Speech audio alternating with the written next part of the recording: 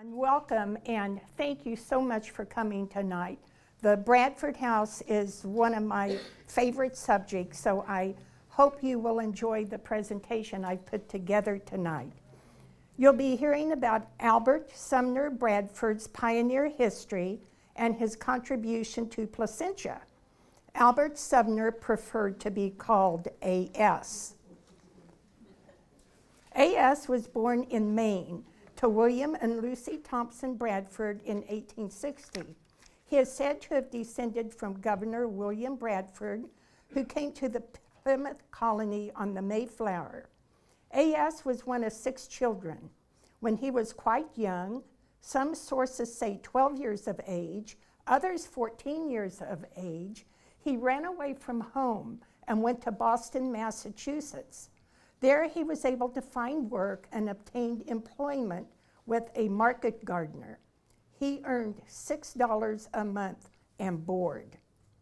A.S. worked here for several years, learning all he could about horticulture and gardening. This knowledge would prove to be invaluable in later years with his orange stock. After his employer passed away, he was unemployed. A.S. saw nothing similar in employment available, so he worked on a whaling ship for 3 months. Upon returning, he applied for employment on the Boston and Lowell Railroad. He was hired as a fireman on a passenger train. By the time he turned 18, he was an engineer on the Montreal Express. This position became possible because of an engineer strike in 1878.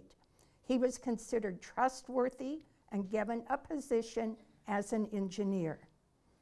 A.S. never had a wreck as an engineer, but had many narrow escapes. He eventually lost his nerve for this dangerous position and resigned. He worked again in the vegetable business in Boston, then managed a resort in Vermont. Eventually, A.S. returned to Massachusetts, working for Warren Wilden at Stoneham, caring for Wilson's hothouses and hotbeds. At this time, A.S. had turned 21. This is when he met Fanny Meade. They were married March 24th, 1881. In 1882, their daughter Elsie was born. In 1884, Harwell was born, and Percival followed in 1885. In 1887, suffering badly from asthma, A.S. left his family to head for San Diego, anxious to share in the California boom he was hearing about. It is said that on the train he met Daniel Halliday from Santa Ana. A.S. was convinced to go to Santa Ana and work on the Halliday Ranch. He soon was made foreman and was earning $35 a month plus room and board. In 1889, Mr. Halliday advanced the money for the Bradford family to join A.S. in California. Early after his arrival in California, A.S. became involved in the community. In 1889, he was very active in forming Orange County, breaking away from Los Angeles County. In 1890, A.S. purchased 20 acres in Placentia. Warren was born in 1893. A.S. had purchased a house in Carlton, located in Yorba Linda, and had it moved to his property in Placentia. And here is a photo of his first house. And you can see it's the entire family there. And this photo was taken in 1896. Carlton was started in 1887 and promoted as the greatest future city in the Southland. It failed because there was not enough water or a railroad. A.S. had named his land Tesoro Rancho, which means treasure in Spanish. And here's all the orange groves, and you can see the house in the left-hand corner. A.S. then added other acreage until he had 55 acres of good land. He started out with a crop of potatoes, which went for 30 cents per 100 pounds. He secured help from his neighbors, bought sacks and twine on credit, and shipped 2 carloads to Denver for 90 cents for 100 pounds when he had heard of the high price they were paying.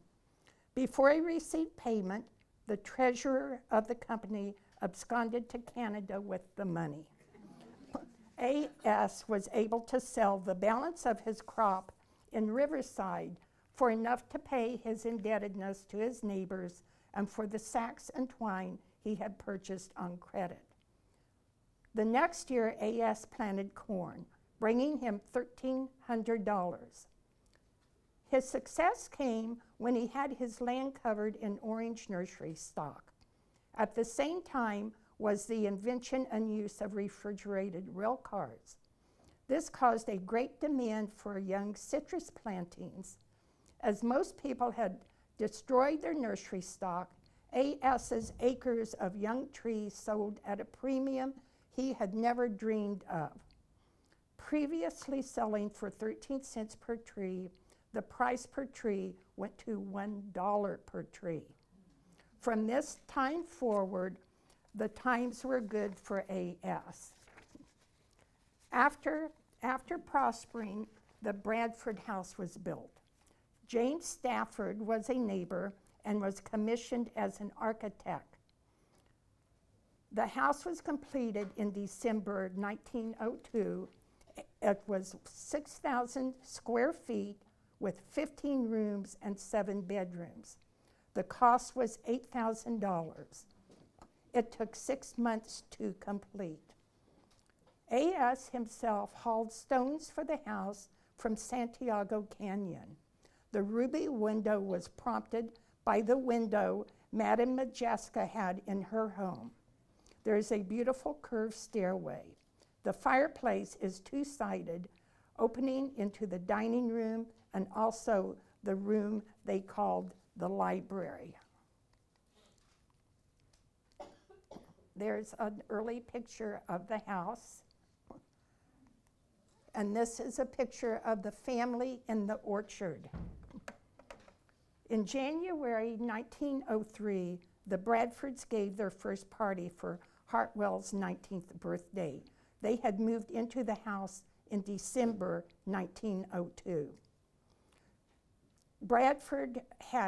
Hartwell had graduated from Anaheim High School in June 1903 and would be on his way to attend the Colorado School of Mines. And this is Fanny in the room they called the library, and that is Hartwell when he graduated from high school before he left for the Colorado School of Mines. However, there was sadness at the Bradford house.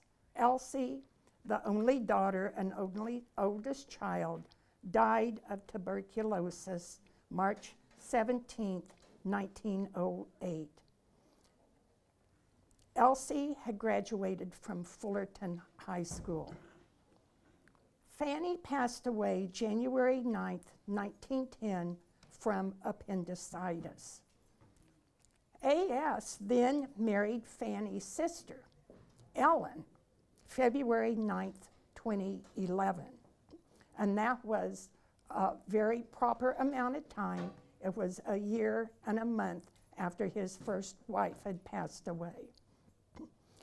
Ellen passed away November 23, 1918, a victim of the great flu epidemic of 1918. A.S. met Winnie Bryan, who was in town giving a lecture. She was a widow with 2 small children, John and Catherine. They were married in 1919. A.S.'s children were all very successful. Hartwell graduated from the School of Mines and became a well-known mining expert in the U.S. and Mexico. He was president of the West Coast Refining Company. Visit the Bradford House and learn more about Hartwell and his amazing accomplishments. We now have a room upstairs that we call the Hartwell Room. Percival attended Armour Institute in Chicago and graduated as an electrical engineer. He had relocated to La Cañada, and he and his family lived there for many years. He died in 1955. Warren graduated from Fullerton High School and graduated from Stanford University with a Bachelor of Arts in Electrical Engineering. He served World War I in France as first lieutenant in the 23rd United States Engineers Division. Warren was an excellent musician. He brought the Stanford Band to play at the new Bradford Schoolhouse. He also played the trumpet call for the Easter sunrise services for many years. He passed away in 1960. Beginning with his involvement with the forming of Orange County, breaking away from Los Angeles, he was always involved in his community. On September 19, 1910, A.S. and Richard Melrose filed for the plat of the township of Placentia. They laid the streets out at an angle, not true east and west. The township was 60 acres. A.S. had headed the effort for the Atchison, Topeka, and Santa Fe Railway to build a track through the area by receiving the right-of-way for the railroad, helping to raise $25,000 to purchase the right-of-ways. He purchased for himself acreage from Richard Melrose by the new depot. A.S. did much for the development of the citrus industry, helping to organize the early Fullerton Placentia Farmers Union and the Southern California Fruit Exchange, where he became a director. He was in charge of the Placentia exhibit in the San Bernardino Orange Show, winning many prizes. And on the table is a photo of one of the exhibits he had in the Orange Show. In 1911, he organized the Placentia National Bank, of which he was president until it was sold. And there's a copy on the table, a photo of one of the Placentia National Bank notes. A.S. was able to convince a new grocer in town to become postmaster. When Mr. Payne was visiting Los Angeles, thank you, thanks. He decided to visit this new booming town. He liked it so much that he bought some land to build a building for the first grocery. The first post office in Placentia had closed in 1902. Mail was then delivered by Fullerton as RFD, so Placentia was without a post office. A.S. urged Mr. Payne to become postmaster, and the office was opened April 24th, 1911.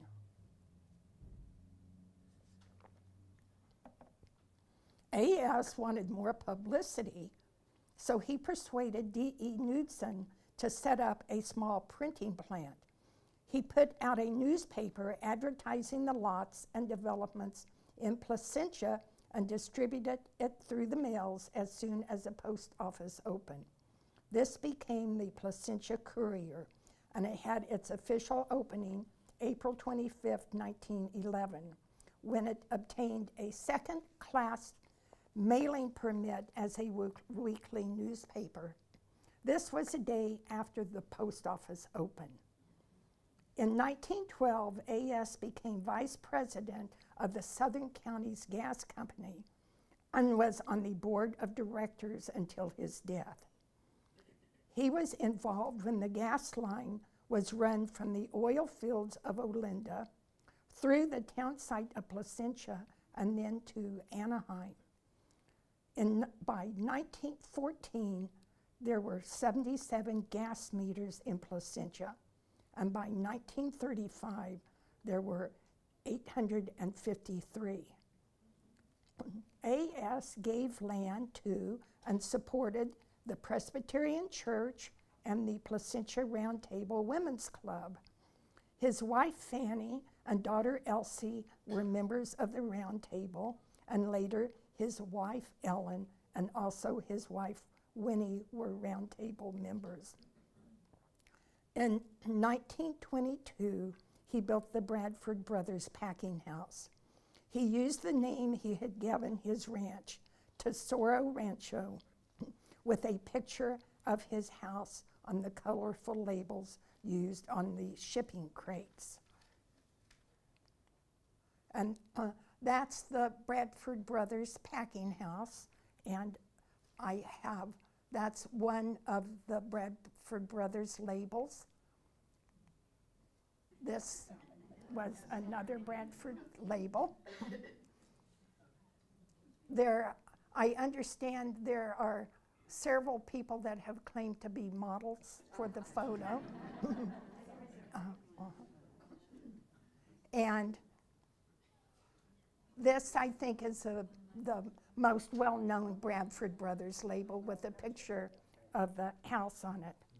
The packing house was later managed by Warren, and then by Warren's son, named after A.S., but known as Bud. The Bradford Brothers packing house closed in 1978. A.S. was a founder of the Placentia Chamber of Commerce. It was incorporated April 9th, 1924.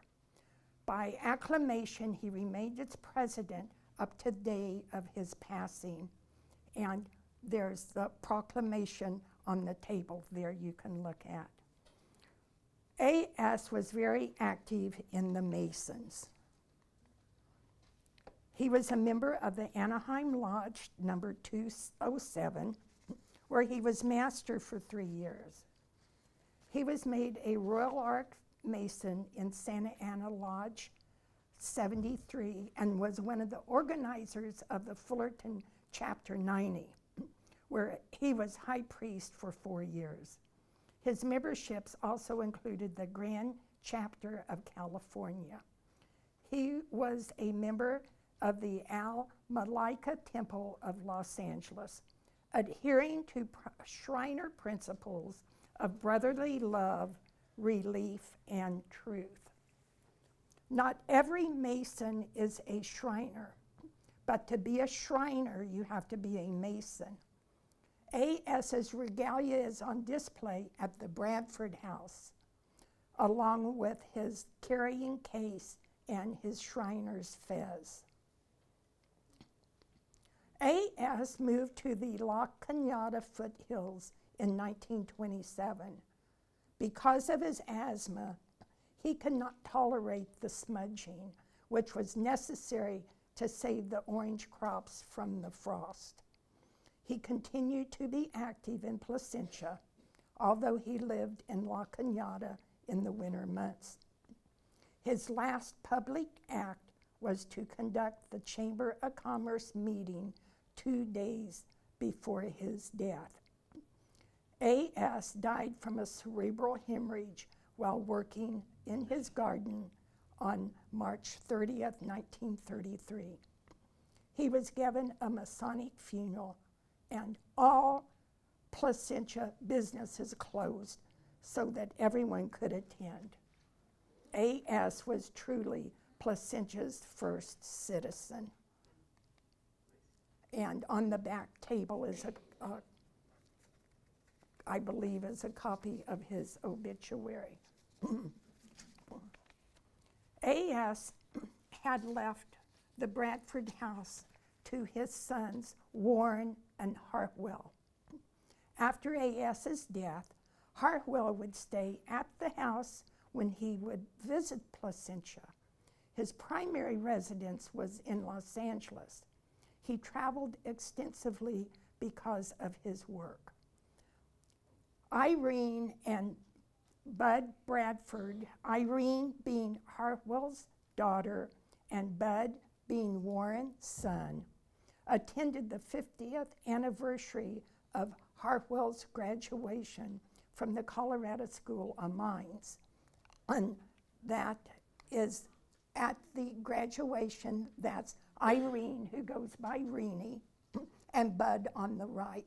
And then you can see Hartwell looking like Irene is saying something very clever. And that is Renee and her dad, and that is a huge ice sculpture in the background. And this is Bud and Renee with Renee's two children, Pamela and Debbie, and that is Hartwell, which she called Dad H. Because of his extensive traveling, Irene grew up mainly with Warren's family in Placentia. A caretaker, also it's Irene and Bud who would sign the agreement to deed the Bradford house to the city of Placentia. A caretaker was installed to stay at the house. They were the Dennises, David and Alma. Warren passed away, and then Hartwell until his death in April of 1964. Their heirs suggested the house be given to the city, along with 2.5 acres for a park. The agreement to deed the house to the city of Placentia was signed November 6, 1973 by Irene and Albert. The city did not want the expense of caring for the house and suggested it be torn down. Many of Placentia's citizens protested, and they formed a group to save the house. Placentia Founder Society was incorporated December 5th, 1974. As part of the gift to the city, the Bradford family's conditions of the gift was that the property be used for public, cultural, park, or educational purposes as a memorial to Albert Sumner Bradford as a founder of Placentia, and that a flagpole and memorial marker were also to be erected. A committee was appointed by the city in February 1974 to review and recommend uses for buildings in Placentia, including the Bradford House. In May of 1974, the report from the committee was presented to the city. They recommended that city funds not be used to upgrade the house, and that a committee of private citizens raise funds. The question, should tax revenues be used to preserve and maintain the Bradford House as a historical monument, was put on the ballot at the April municipal election. The vote was yes, 726. No, 1,976. The land would be made into a park and the house would have to go. The Founders Society did not give up. If the city would lease the house to them, they would care for it and bear all expenses, raising the money to do so. On May 20th, 1977, a 5-year lease was signed for $1 a year. This included 8 feet around the house. And that is a photo of the signing by the city to the Founders Society. And the lady you see there getting ready to sign is Claire Reed Tynes.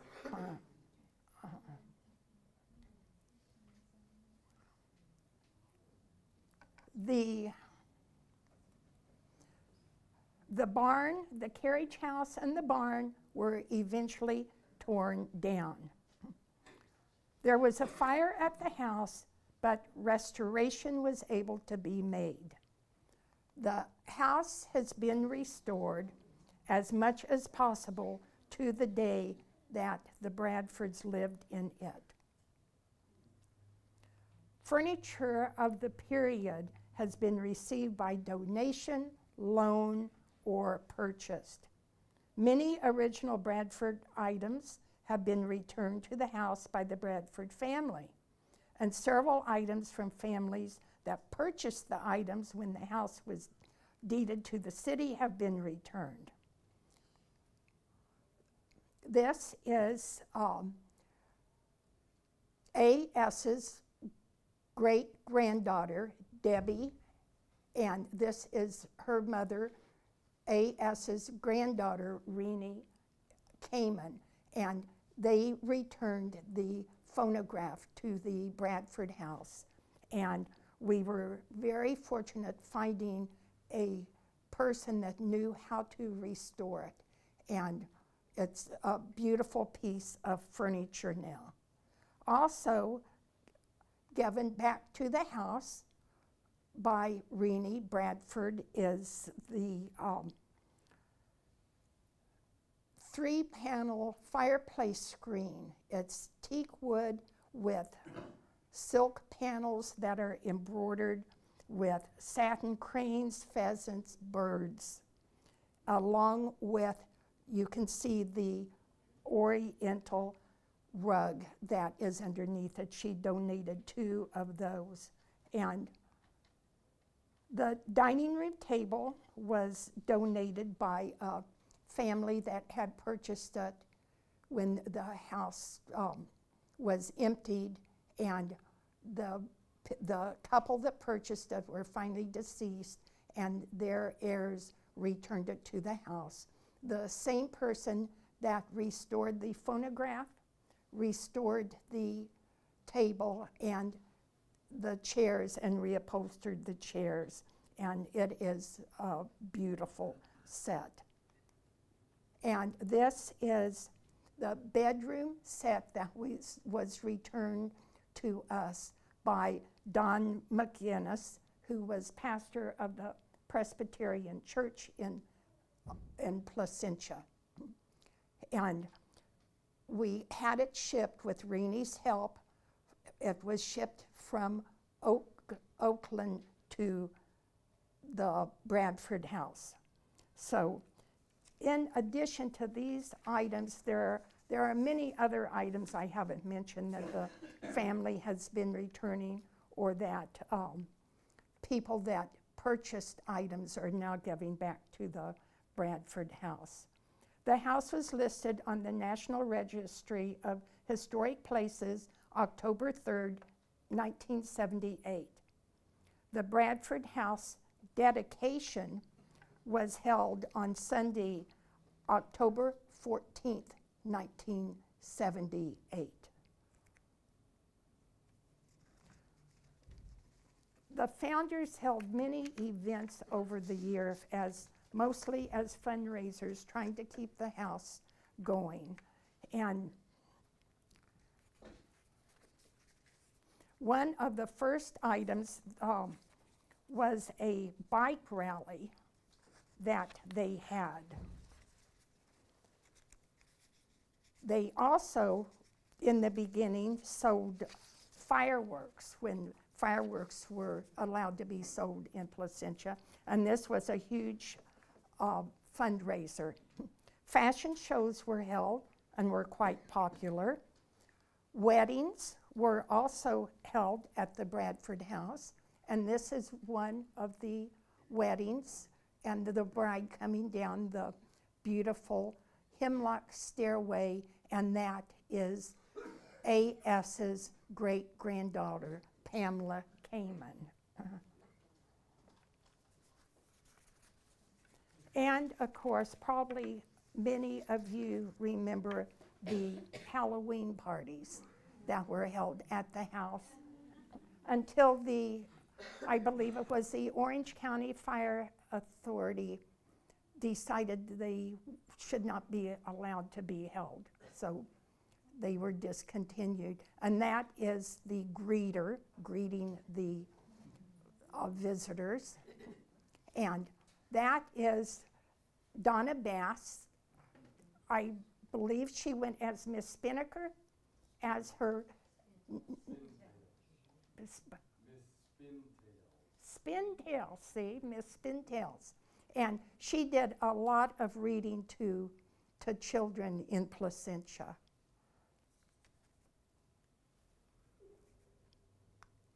Also, student tours. Oh, that's a widow grieving, a grieving widow. Student tours by Placentia, and not only Placentia, but Placentia School District third graders have been funded, so we can bus the students here now. And this provides historical information to the children, and then they have souvenirs to take home, and historical information, and also a souvenir pencil.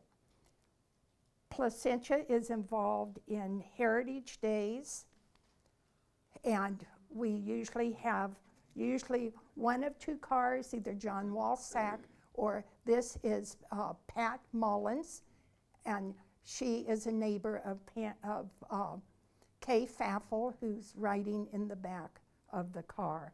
And we always have a booth at Heritage Days, and this past year we held the booth with the Placentia Historical Committee, which worked out quite well.